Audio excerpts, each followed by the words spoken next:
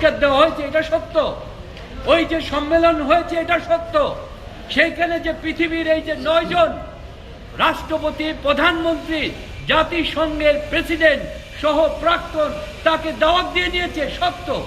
সেই পুরস্কারটা একজন ভাস্কর্য তিনি এসেছেন, এসে উনিও হয়তো ইউনেস্কোর একজন সম্মানিত সদস্য, সেখান থেকে দেওয়া হয়েছে।